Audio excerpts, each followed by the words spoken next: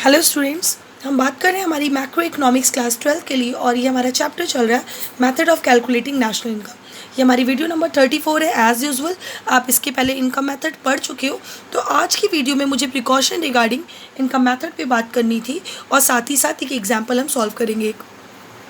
सबसे पहले देख लेते हैं कि इनकम मेथड के हमें क्या क्या प्रिकॉशंस लेनी चाहिए, क्या चीज़ें हमारी इनकम मेथड में ऐड की जा सकती हैं या फिर नहीं की जा सकती।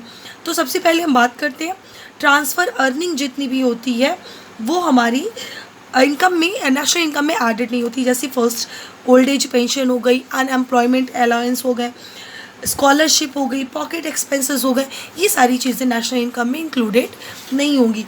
सेकेंड है हमारा कि अगर कोई इलीगल एक्टिविटीज़ के थ्रू पैसे अर्न कर रहा है, लाइक कोई थेफ्ट कर रहा है, गैम्बलिंग कर रहा है, तो भी हमारी वो इनकम जनरेट तो हो रही है, बट वो टर्म क्या है, ब्लैक मनी का टर्म है, इलीगल वे है, तो वो भी हम नेशनल इनकम में इंक्लूड नहीं करेंगे। इसके अलावा थर्ड हमारा है कि अगर कोई सेकेंड हैंड गुड्स को परचेज़ करता है या सेल करने पर कमीशन दिया जा रहा हो, तो वो भी हमारा नेशनल इनकम में इंक्लूडेड नहीं होता, जस्ट बिकॉज ऑफ क्योंकि पहली बार जब फर्स्ट हैंड वो गुड बेच रहा होगा तभी उस गुड्स का कमीशन हमने ऑलरेडी ऐड करके रख दिया होगा। फोर्थ कि अगर किसी भी तरह के शेयर्स और बॉन्ड जिन पे आपको ब्रोकेज मिलता है तो उसे हम नेशनल इनकम में इंक्लूड करेंगे, क्योंकि ये फैक्टर सर्विसेज का रिवॉर्ड है और ऐसी फैक्टर सर्विसेज हैं जो आप कंटिन्यू करते जा रहे हो। नेक्स्ट हमारा कि अगर कोई विंडफॉल गेन्स होता है, अब विंडफॉल गेन्स का मतलब होता है जैसे लॉटरी लग जाना, या फिर आपने कहीं पर अभी आईपीएल जैसे स्टार्ट हुए तो बहुत लोगों ने लगाए हुए हैं ना पैसे, तो ऐसी चीज़ों से अगर आपको किसी भी तरह की इनकम होती है तो उसे भी हम नेशनल इनकम में ऐड नहीं करेंगे। इम्प्यूटेड रेंट अगर आपने ओन एक्यूपाइड हाउसेस के लिए ट्रीट किया है तो वो रेंट का कंपोनेंट क्योंकि आपकी फैक्टर इनकम के थ्रू आया है तो वो इम्प्यूटेड रेंट को भी हम इंक्लूड नहीं करेंगे। नेक्स्ट है हमारा कि ऐसी कोई भी चीज़ जो आप अपने सेल्फ कंजम्पशन के लिए यूज़ तो करते हो, बस उससे इकोनॉमी की अगर इनकम बढ़ती है तो वो हमारी नेशनल इनकम में इंक्लूड की जाएगी। और corporate tax, dividend, undistributed profit जो होता है ये हमारा कॉर्पोरेट प्रॉफिट का पार्ट है। अगर एक बार आपने इसे नेशनल इनकम में इंक्लूड कर दिया है तो बार बार ये लिख कर आ रहा है तब भी आपको बार बार ऐड करने की ज़रूरत नहीं है। अगर आपने प्रॉफिट लिख दिया है तो वापस से कॉर्पोरेट टैक्स या फिर डिविडेंड इन सबको ऐड करने की नीड नहीं होगी। इसके अलावा जो कंपनसेशन ऑफ एम्प्लॉय में already income tax paid out है, इसलिए अलग से इनकम टैक्स भी ऐड नहीं किया जाएगा। और wages and salary in cash और काइंड जो चीज़ें हमारी कंट्रीब्यूशन जो सोसाइटी कॉन्ट्रीब्यूशन था, ये सारी चीज़ें हमारी कंपनसेशन ऑफ एम्प्लॉयज़ में ऐड हो चुकी हैं, तो अलग से इनको ऐड करने की ज़रूरत नहीं होगी। तो ये हमारी प्रिकॉशंस हो गई रिगार्डिंग टू इनकम मेथड। अब हम एक छोटा सा एग्जाम्पल देख लेते हैं। जैसे एक एग्जाम्पल दिया हुआ है, the following information is available for an economy, on the basis of this information using income method calculate domestic income and national income. Domestic income क्या होती है हमारी, जो हमारी country with in the domestic territory जो भी income earn हो वो हमारी domestic income, and national income वो होती है जिसमें हम रेस्ट ऑफ द वर्ड से भी कलेक्शन को डालते हैं। इस साइड पे मैंने आइटम्स बनाए, दूसरे साइड पे मैंने पैसे लिखे हुए हैं। तो फर्स्ट है हमारा wages, then rent, wages is 10,000, rent 5,000, interest 400, dividend 3,000, mixed income 400, undistributed profit 200, social security contribution 400, corporate profit tax 400, net factor income from abroad ये हमारा 1,000।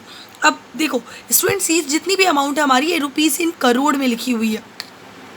तो अब डोमेस्टिक इनकम को मुझे कंपनसेशन ऑफ एम्प्लॉय नाम की कोई चीज़ यहाँ पर नहीं मिल रही, इसलिए मुझे उसके चारों आइटम को ढूंढना पड़ेगा। सबसे पहले मुझे क्या मिल गया, वेजेस मैंने लिख दिया, प्लस सोशल सिक्योरिटी की भी अमाउंट हमारे पास है।